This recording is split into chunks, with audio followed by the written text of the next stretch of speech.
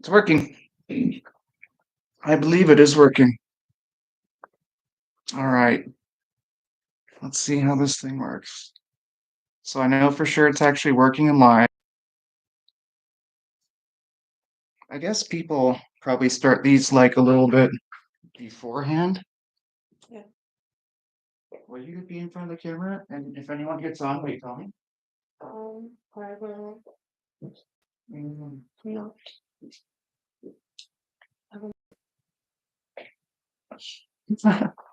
There's 0 people, it says. So, oh, now there is 2 people. All right. Bear with me. This is live and we're doing it for the first time. We're testing it out for the first time and you'll be with us as we hit all these little speed bumps. We have 2 people. I think I'll wait just like another minute or 2 because I started it at noon. I think in retrospect, most people probably start these like 15 minutes earlier. So, can somebody say something in the chat so I can see what it looks like when you guys comment? And that way I could make sure I can read this from where we're gonna do it at.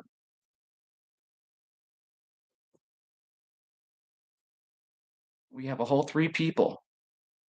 I know one of them is Jamie, who's logged in to help me read the comments.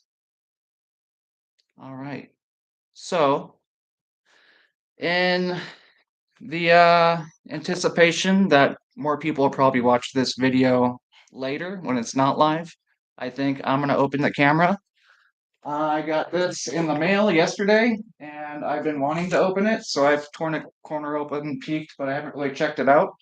So I'm not gonna do anything fancy. I'm gonna open this up while there is hi guys. 16. On live, and this is basically gonna do what I would normally do if I just had a friend over. So I'm gonna open her up, and I'm excited for this because let me see here. This is the accumulation of like all my work for about a year now on this project. It seems simple, like a little camera, but what it is to me is I get to put the housing in Lake Tahoe that I've always wanted to put in Lake Tahoe. So it's big enough. I made all the mistakes with the last 5 different cameras I've had made. This camera was actually machined in Texas. It just got here yesterday. Yeah. It's a camera. Pardon, Jamie? That's camera helping? What It's a is it? camera housing, but Okay. I'll call the camera. Come over here and say hi to the people. Jamie will be talking and helping me read the comments and stuff because I want to do some work and Hi. have The you guys watch comments me are work there like too. like you're a friend over at the house. But I'm trying to help out. Hi. So, okay, making a rush. I'm a little bit crazy, so I made this box to ship it in so they'd have something to ship it back once it's machined because the surfaces on it, if they get dented, they won't work. She made that box. Yeah, I built the box. I'm such a dork. I even told them how to open it. It seems like it's over the top, but if you guys ever send something to a machine shop, do everything you can to help them out. I worked at a machine shop for what, probably 6 months, about 10 years ago, and I did it really just so I can get an idea where all the files that I make get sent. And working in a machine shop that makes parts that engineers draw up is really useful when you're an engineer. Because typical millennial engineers will ask the machine shop to do a lot of things that machine shops can't actually do. So if you're going to design parts, it's good to have the whole process figured out. All right. This was actually my flooring material because I got done with my bathroom remodel about a month ago. All right. Da-da-da. Moment of truth. It looks really good though. So I want to make sure it's not scratched up and dented because the good thing is I'm opening up on camera for the first time. So if it does have a big scratch or a dent, they'll know that it's not something that I did from dropping it out of the box. Now I have video evidence. It's heavy. So inside of it, that's it. Okay. Inside of it, I have all the components and stuff that actually work with the camera housing. When you send stuff off to a machine shop and it uses an O-ring, send the O-ring that you want it to use. So they have it in the machine shop, and I'm sure there was some guy that was thankful that I sent the O-ring, so he's not sitting there Googling it and trying to figure out the size and diameter and diameter. And when he made this O-ring groove, at least when I worked in the machine shop, the first thing you're going to want to do is test it. And this is like the moment of truth for me that I'm nervous about. And doing it live on camera is a little bit of a risk for me because I don't know if it's actually going to fit. And the O-ring is important. Okay, Why? perfect. So this O-ring is important, Jamie, because it's going to go, this camera housing, it's so thick and heavy because it's probably going to go around 7,700 feet max depth. That's what I tested the designs that this is based off of. Um, Hopefully in a week or so, it's going to be in Lake Tahoe at 1,650 feet. But rest assured, I am happy the O-ring fits perfectly. You always want to have the O-ring be able to move a little bit because it doesn't just get squeezed and it doesn't seal off the face. It actually gets pushed into the corner. And that's how it actually seals. It's kind of counterintuitive there, but let me get these screws off. That's it. All right. O-ring fits. Other than that, I'm a happy boy because I know it'll work now. I sent them the files on a flash drive in a magnetically sealed bag. I've sent them negatives of the plans, and I'm gonna put all the plans up for everybody on the internet too. So if anybody wants to, they could. Make their own. All right. So I'll give you a close up though. I'm gonna weigh it. This is the kind of nerd stuff I'm excited about. Is like weighing my pieces of aluminum when they come back from the machine shop. But a little bit over an inch thick, and it's got enough room in there to fit a nice large cinematic type camera with a lens and all the goodies for the camera nerds. And that's going to have a fiber optic multiplexer inside of it, and it gets to send up its own fiber optic line. This is my dream camera housing, and if I had $1 million, I would make it exactly like this. I wouldn't actually change anything about it. So this will be the best camera housing I've ever gotten a chance to use in best camera. Although I work on $6 million ROV systems and I've used quite a lot of them, including the newest ones, and they don't have a camera that comes close to this. So we will, I think it's safe to say we'll have the best camera that's ever gone below 1,000 feet in the water. Maybe like Woods Hole Institute might have something that's close, but I still think this is going to be the best. So it has the same thing on both sides. I want to design it like that so it'd be manufacturable to do mass productions. On a machine shop, they charge you money based of how long it takes them in their machines. And if they only have to do one side and then another and they're the same, they do it really quickly. So that's a good benefit. Um Uh, I you got a comment. When you send the plans to the machine shop, do you specify the materials you want them to use as well? well, in the machine shop, you want to tell them it's an aluminum. If it's like, say, it's an extruded piece of aluminum, you tell them I want 6066 extruded aluminum. And then there's standards that go a little bit deeper into that.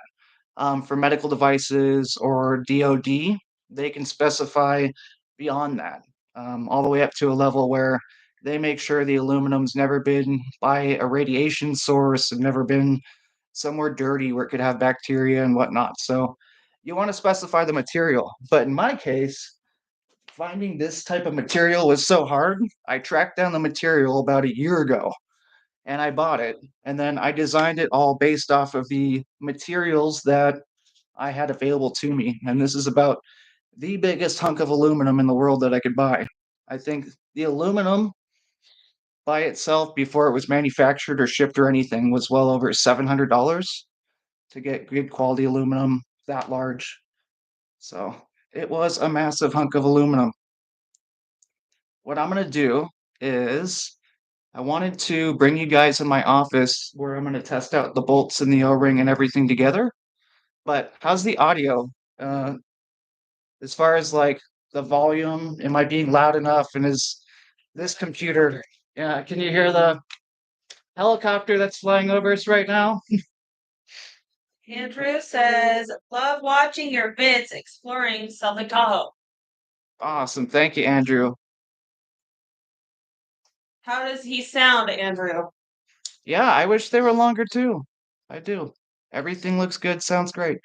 So the videos in the past couldn't be very long because I didn't get to the point where I had a live stream going down with a tether like I'm going to next week. We can make a video that's unlimited length now because we have the power being supplied from a generator up at top. So not only do I want to make them longer, but way better quality. And also, I would like to do the videos live. So that's why I'm trying to get good with this whole live thing. And if it works out, then hopefully, in not too long from now, we'll be in a lake doing the same thing, but you'll be watching a screen with me of the bottom of Lake Tahoe. So that is the goal. So I have been gathering all the stuff for this for a year now, and I'm really excited to put it together. So bear with me. I'm going to go and get some bolts and whatnot, and I will be right back. I'm streaming from my laptop, so actually, you know what? Here, I did send them bolts with the machine shop too, so they know exactly what bolts I wanted and how many. I'm going to leave you guys in my office and then do everything in here because I have a lot of the parts and whatnot in my office. And the next couple steps of what I'm actually going to do is going to be in my office. So excuse my unprepared ROV building, but I figured that if I was watching a stream, the best thing to do would be what I like is like Adam Savage's streams where he's basically talking to his friend and building something. And if people have questions, then try to answer some questions. Mm, 1 second, ladies and gentlemen. I'm gonna go get my other mount.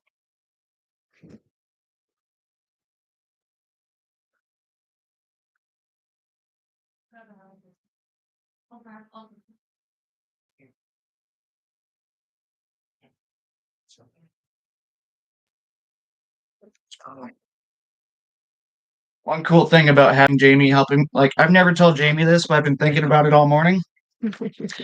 I so badly want to be doing some live streams where I'm talking to you guys and we want to look something up so I can look at Jamie and say, Jamie, pull that up.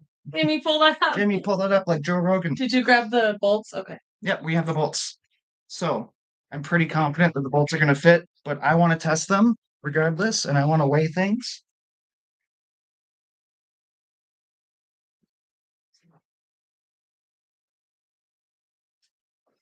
Actually, Do you have like a drill?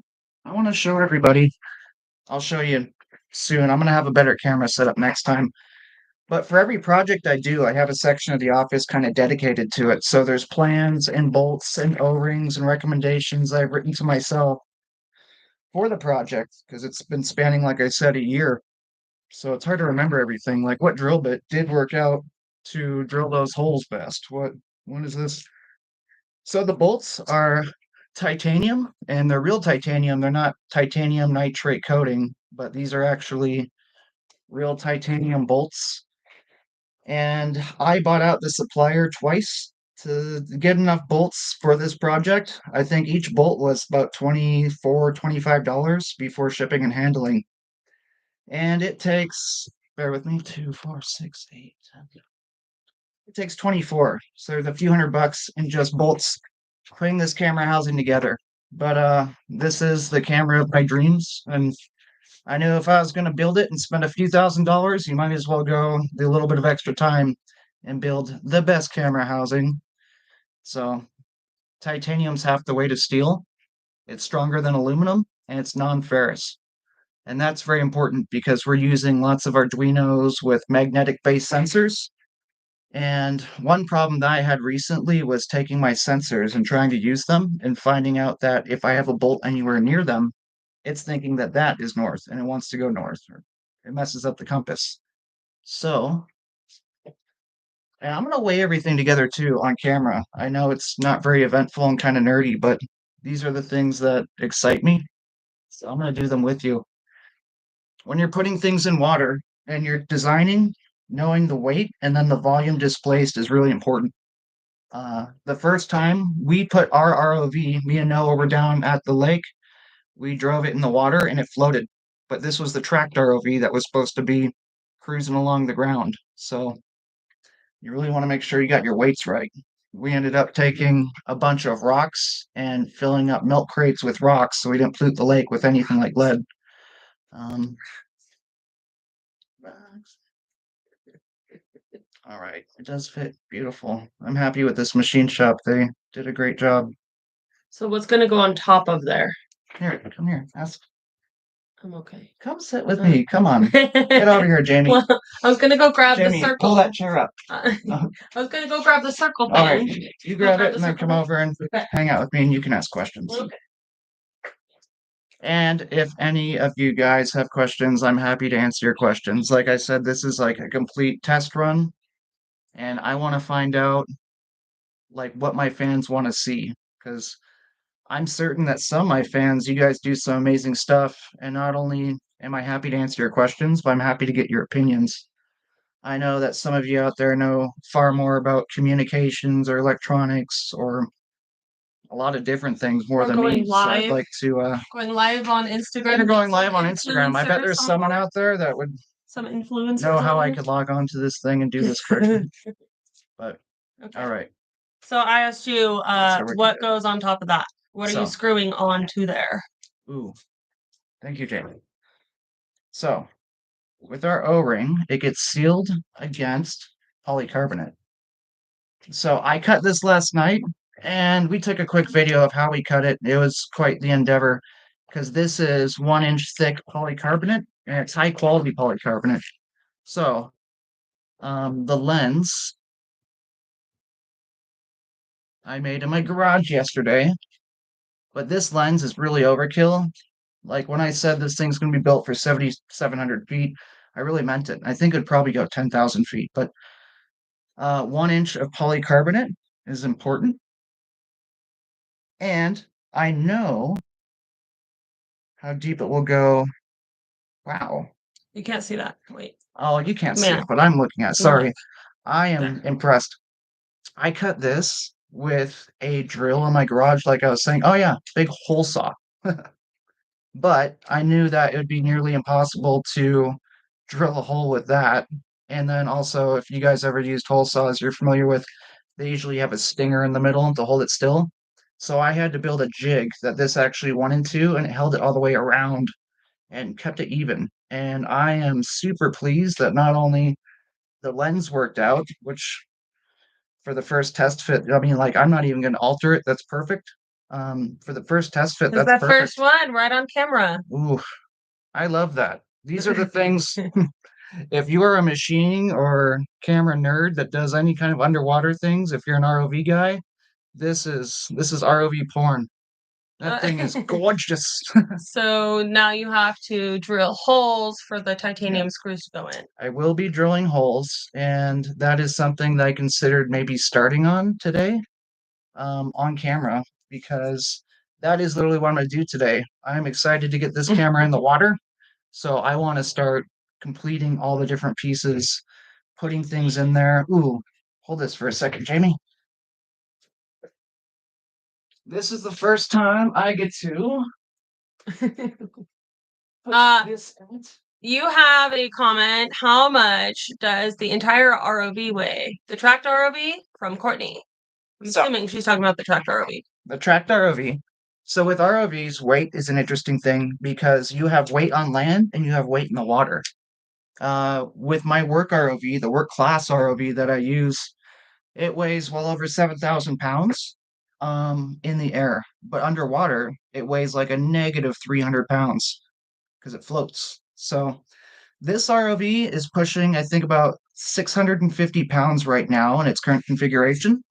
And that's why I want to make sure I don't add too much weight, but all the weight that I've had to add to it before, I get to replace the camera gear now. So it's a good thing. I would have it being slightly heavy rather than it being neutrally or buoyant, just because it's a tracked ROV and it's going to drive on the bottom. But I want all this stuff to be as light as possible because this is not something that I can take off or put on. This is something that I rely on. So if I have something that's really heavy and I have to take something off, this is a permanent. This is going to be affixed to the ROV. So 650 pounds? About 650 pounds in the air, but it's going to change a lot. I think we're actually with lights and a couple of the other things that we're adding to the ROV right now. It's going to get about another 400 pounds here in the next month. So, all right, that's going to go on. So Perfect. a thousand pounds. So I wanted to show this off too, because I don't know if you just watch my videos, if you've seen this. I know that this was going to work at 7,700 feet because I brought one of my old designs out to work. So off the coast of Brazil, this was put down to 7,700 feet, and that's when it imploded. So I know that's about the breaking point for this glass, this surface area, and the thickness of glass. So based off of that, that is why the glass has now gotten a lot thicker. Here you have the aluminum and the glass, but both those together don't even add up to the thickness of this new glass. And it's very, very clear glass. I can't say how happy I am with it. Like, as far as plexiglass, it's about as excited as you can get about plexiglass. But one thing that I really want to see is putting a camera in it and sharing this with you. The camera is not going to be set up in this exact configuration when it goes subsea here, but I just want to see what it looks like peeking out of there, but you guys can't see it, can you? Don't worry, I can take it apart. You're gonna have to here. I finally have some friends that know what they're doing with video, so finally I can get you guys some good video of Lake Tahoe that has a little bit of experience behind it in the video side of things instead of just me. Darn it, we need a flashlight. Oh, here. Up. Here. Thank you. So is that the camera you're using or a different one? I want to probably use this. You will see this at least lens or image sensor there in the front. So that's a 700, or it's a Canon G70. So that will do 60 frames per second, HD video, 4K, all the way up. And I'm excited about it because one thing I always wanted when I was doing ROVing, well, I still do it, but at work, I always wanted a good camera that could use fiber optics and have its own dedicated fiber optic. So this camera is going to use its own dedicated fiber multiplexer, and the multiplexer is going to be in this. So there'll be nothing to degrade the video quality with fiber optics. It's essentially like your eye will be right behind the camera, but this will be a kilometer and a half deep. I mean, it's going to be as good as you can get with current technology. So I am excited about that. K Cheeseman 22 says enjoying the details because it's all so fascinating. Thank you, buddy. Thank you for the support. All right. Since I'm using words like fiber multiplexer and you probably don't know exactly what I'm saying, I'm going to show off my nerd toys. So this is a fiber multiplexer. Fiber optics gets plugged into it with this little module. So really what we're going to be doing is putting this, clicking it in there. It's already got one in there. But the fiber optic attaches exactly right here, and then the other side of this goes to the HD camera with a short HDMI cable. So this is the board that's going to convert our video into light and send it up. And the cool thing about these fiber optics is they don't take any electricity besides maybe 5 volts at 1 amp. and we can transmit video signals up to 40 kilometers with this single mode fiber. So to somebody like me, what that tells me is like, hey, I could put a camera 40 kilometers out in the ocean on low power consumption and run it 24/7. Or it could reach the bottom of the ocean in the deepest spots. I'm planning to use it like in my other projects that I have going on in my head, like the webcam and everything else in Lake Tahoe. So having this working is a huge step, because one hard thing about building a good quality ROV is video transmission. Video transmission isn't easily done unless you invest in the equipment and the time and take the risks developing it, because it doesn't exist out there very much right now. Um, so going to make it myself and invest in the risks, but it's going to pay off because I think it's totally worth it to get a 4K image at the bottom of Lake Tahoe. Um, Let me see here too. I have to make another one.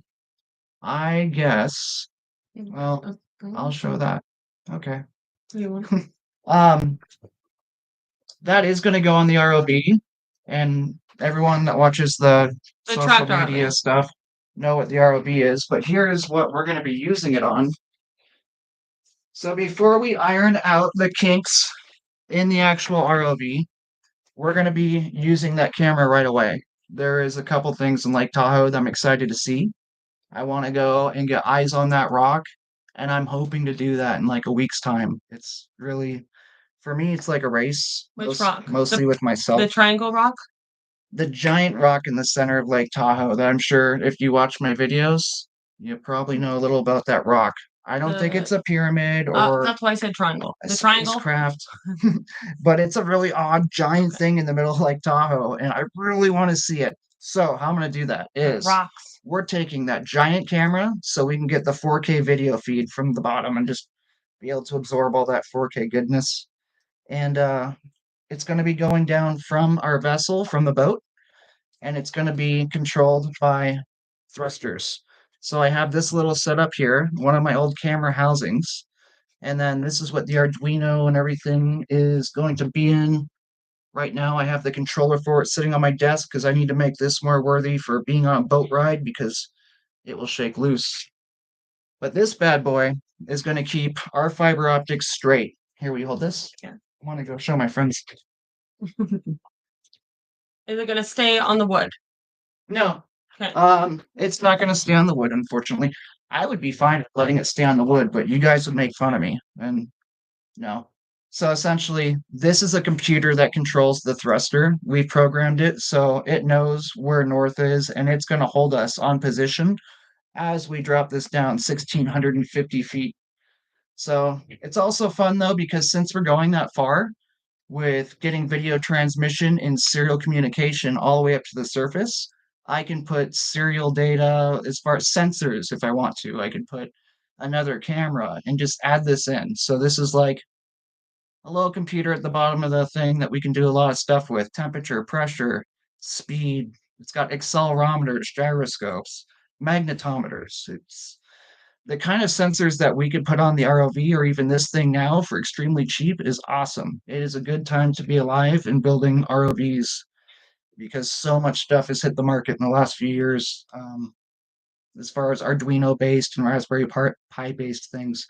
So the primary part of this, though, is that this is going to keep it straight as it goes down in the water. With fiber optics, it's very rigid. This is a fiber optic, SM fiber. So there's a little piece of glass in here, but it's actually super strong. People think when they hear fiber optic that you can't bend it and you have to be gentle with it. And that's not the case. It could take a lot of abuse. But the one thing you don't want to do is let it spin and coil it up, because that's how you're going to break your fiber optic. So if you're into Lake Tahoe and you've been like me and watching all the stuff that goes to the bottom, the original news clip of me when I first put one of these camera housings down, it was talking about the University of Southern Illinois. And that is how their ROV failed actually was they had, I think it was like a $3 million ROV, all this fancy stuff on it. they got down to almost 500 feet, and it spun too many times, and it Mm. snapped that fiber optic. And because that fiber optic not only controlled their video signal, it controlled the controls of the ROV. I don't know if it's true or not, and it was so long ago, it's a rumor, but I heard that they almost literally lost it, like lost the thing. So they never completed their mission of going to the bottom of Lake Tahoe, all because they snapped a fiber optic. And I don't want to be the next one that does it, so especially because that's about the time that I went down and seen the bottom of Lake Tahoe. So this bad boy is going to keep us straight. And it'll be fun to drive. I want to bring the kids out there and have them with their little joysticks driving around the Oh, that would be camera. so much fun. Well, and this is going to actually, this will control all of our power for the lights too. So the AC current is going to come down to the box, and we have a little power distribution unit that I built inside of there. And that's going to send the DC out to the lights. So we can have some high powered lights and the beautiful 4K camera facing down. So we'll be able to get eyes on that big rock thing for the first time ever. And I'm excited about that. Um, here. Jamie wants to hold it. Well, no. Yes, I do. All right. So I have to decide if we are going to go and do some work on camera. I would screw the holes in the polycarbonate. And if anyone has questions, now's the time to ask, because I'm not usually on the social medias or on the videos, but right now I'd love to answer your questions. I want people's opinions and what you guys think about exploring Lake Tahoe, because for 10 years I've been obsessed about exploring Lake Tahoe. So it's hard for me to step back into the shoes of somebody that doesn't know anything about it. My mind is just full of Lake Tahoe stuff, and I want that childlike curiosity of what people want to see in Lake Tahoe. Because often I can talk to somebody that knows nothing about engineering or ROV, and they come up with better ideas than me because An they're outsider's thinking, perspective. outside of the box, outside Yeah. of the housing. So So what would this thing be mounted to? well, so the wood is actually going to be replaced by aluminum, Okay. and then the aluminum is going to hold our camera housing.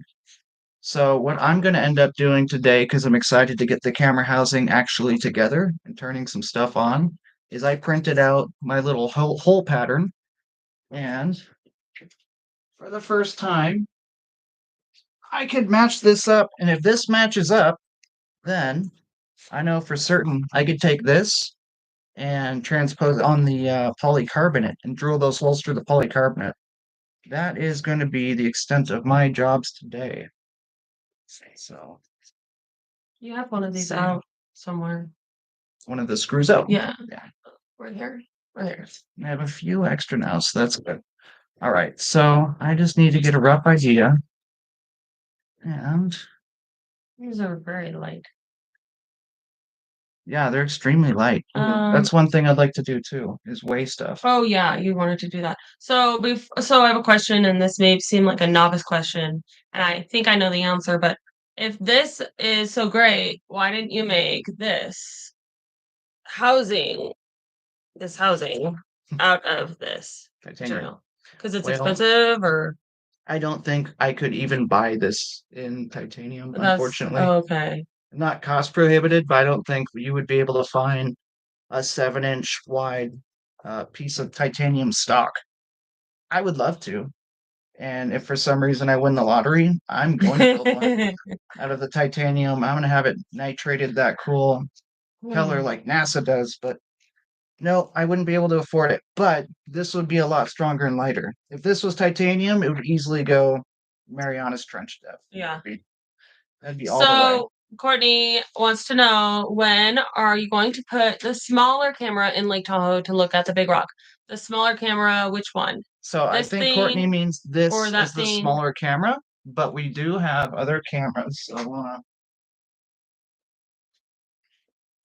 So Well, when is the next time? Sir, let's address the first part of the question. When are you going next to do anything in Tahoe? so I am going to do it as soon as possible. I need You said to, hopefully next week yeah. earlier. I want to get out there and explore Lake The Tahoe in one on the some wood. fashion. We're going to try to find some people if they want to get together and maybe get some people that want to volunteer in Lake Tahoe taking a boat out.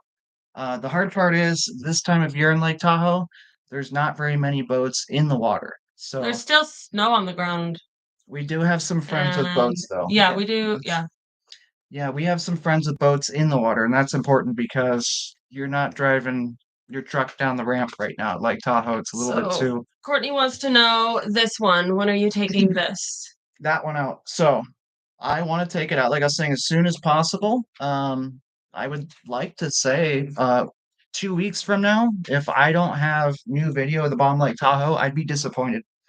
Um, Well, weather permitting too. definitely will. We are coming up on It's always the some same weather weather. under the water. So as long as like Yeah. I'm willing to get Okay. wet, my friends are willing to get wet, we'll do it. Full send. Yeah. I will not. Yeah. Um, There were just divers in Tahoe a few days ago. It was up on the news and everything. People are why was diving. that? Huh? Where was Oh, that? that I kind of skimmed the article, but they were talking about how they like to dive in the winter because all of people aren't on the water making waves, all the boats, all the people being around them. So they do, I think it's like a group of them do like an annual winter scuba dive. That One was a thing, few days ago. I am going to be a bad live cast host. I'll be right back. What I'm going to do is grab our house scale because I was about to start weighing Oh, I'll go things grab with it. my accurate scale. You'll be on. No, you don't know which one. Okay. I have one up in the closet. Okay. Well, now it's just me.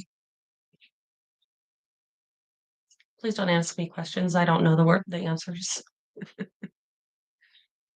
11 people.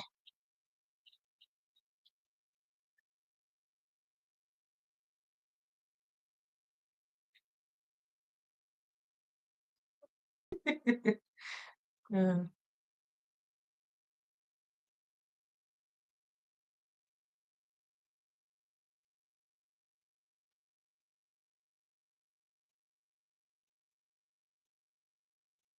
I have my good scale. Oh, that one. I was like, please don't ask me questions. I do not know the answers. Well, there's a lot of people that comment and like accuse me of being like setting stuff up beforehand and whatnot with the videos, and this goes to prove I have not prepared at all. It's should Give be me my on scale. this time. All right, we're gonna give the scale Here, a put it shot. on this chair. Put it on this chair. Yeah. Just in case one of the few people that are watching are as nerdy as me and they're curious how much this thing weighs. Okay, this with the I glass, don't think you can see it from that. 20 pounds. Well, 19.8. I think the they'll glass. believe me. I don't think. What?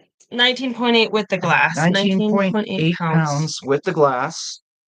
So, normally what I would do next is do the little math formula to figure out how much water it displaces, which is pi r radius squared, but I'm not going to do that on camera because I feel like it's not the most fun thing to show people.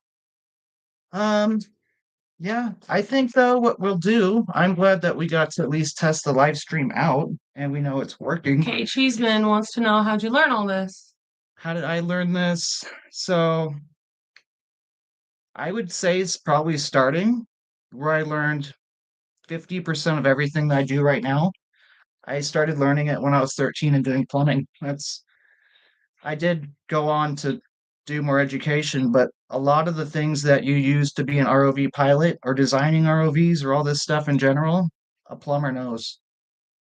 So keeping water out of things and stopping leaks I was doing that 13, 14 years old and doing that pretty heavily until I was 18 and went to the military where I went to community college and I worked for an engineering firm, a machine shop, and all that kind of stuff. But luckily for me, I decided that I wanted to do the exploration of Lake Tahoe and ROVs pretty early on. So I was able to set myself up to go in the direction of one day getting here where I am now, which might seem silly to people, but this is like my dream. This is exactly where I want to be in life. If you told 18-year-old Chase, hey, one day you are going to have a full-size ROV sitting in your garage and you are going to have a 4K camera running on fiber optics, I wouldn't have believed you. Also, because 10 years ago, that would seem pretty implausible. But yeah, so I guess I learned it starting as plumber as a kid, and then Just the various jobs you had. I You didn't also, I didn't learn much in community college. I dropped you out of know, college because I got a job working on an engineering thing and doing assembly where I got to watch the actual engineers doing computer assisted design on the computer. And then when I seen SolidWorks, I thought, you know what? That's what I want to do to design my things. So I got my first job that had anything to do with engineering because I built my camera housing out of wood. I built an exact model out of wood and I sat in on the classes to learn how to do the math. So I did finite element analysis and brought in like 11 pages of math to this engineer and said, this is my wooden model of my camera. Here's my 11 pages of math. Here's what I want to do with it. It's a camera that's going to go to the bottom of Lake Tahoe and it's got a light. And they said, like, you're crazy.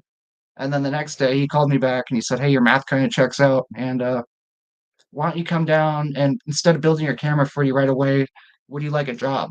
So that's how I got my first job at it was a countertop tool company that did some engineering. So they did all the engineering for some pretty complicated tools that happened to build stuff for the countertop industry. But I got exposed to CNC machines and I learned I had to work with the CNC machines. So I moved on kind of doing every step that I did, every job orientated in a way so eventually I could do ROV. And it worked out because I was able to build an ROV, then I was able to be on the news. And then because I was on the news, that's where I have my current job, which is a full-fledged ROV pilot, senior pilot in the Gulf of Mexico for work class ROVs. So you did do a lot of online free college. What was that university? yeah, I did like a vocational learning program with MIT online. Yeah. So it's like you could take MIT classes essentially for free. And I believe it's still up. I haven't tried to use that in years. I think that's a big thing, But like, yeah, that really put you on that path of, like, really going well, it's full in on all of it. Just if like, you want to be an ROV pilot or an engineer, I would recommend just number one, doing what you love because it's going to take thousands upon thousands of hours of practice and learning. And you better be doing something that you love because you'll be doing a lot of it. Uh, yeah. Oh, do we? yeah, well, me. Well, I think what we'll do, I got to learn a lot from doing the live stream because, well, this is the first time I've logged in and done this. 12 people now. So I think, what did you learn from this one? I Uh, learned I need to get a better camera okay. that I can move around instead of bringing the laptop. Well, I wonder if you could get like one that you can like grab like a thing and kind of Yeah, move it because you're actually, showing things that are down here and down up, yeah, I so you're need to gonna have to get, get one with like a handle, like a rotating handle, we'll figure positional something out. handle. At least that's one thing I do good is setting up cameras, just not ones for myself. you But you learned that you're gonna be drilling the holes in the polycarbonate. yeah, well, that's what I'll be doing tonight is I am going to be taking my time transposing this image on this right here. And once I'm 100% sure it checks out, I'm going to drill these holes. But I believe we're going to go and pick up the kid from school and I am going to get ready to do this. And I want to be able to videotape that for you guys, ones that actually want to see that. So I think we're going to cut the live stream. And for the people that joined in to watch, I appreciate it. And let me know like what you guys want to see in future broadcasts or live streams. If you want to see more of the robot, if you want to see, I can go really technical. Like we could talk about how a fiber multiplexer works for hours. So, um, well, thank you, Andrew. Um, let me know what you want to see. I'll do anything for you because I've basically taken an extended period of time off of work right now to do only the ROV. So I am eating and breathing ROV all day long, every day, from waking up to 14 hours later when I'm going to bed. And yeah, I'm happy to see that there are some people out there interested. And thanks for staying interested. Um, I'm gonna get you the guys the videos and the pictures of this thing, cutting out the glass on this bad boy, and then also drilling the glass tonight and putting it together. And hopefully, in a day or two, we'll get you some video of it all working together. And then I'm thinking a couple days after that, I want to be showing you the bottom of Lake Tahoe with the camera that I'm so excited about. So I don't want to be too excited on camera. I know that I seem like a nerd enough. I don't want to push it. All right, guys. Thank you for watching though. And next time I do one, we'll let you know and give me your comments and hopefully we can make it a little bit better. All right. Thank you guys. Bye bye.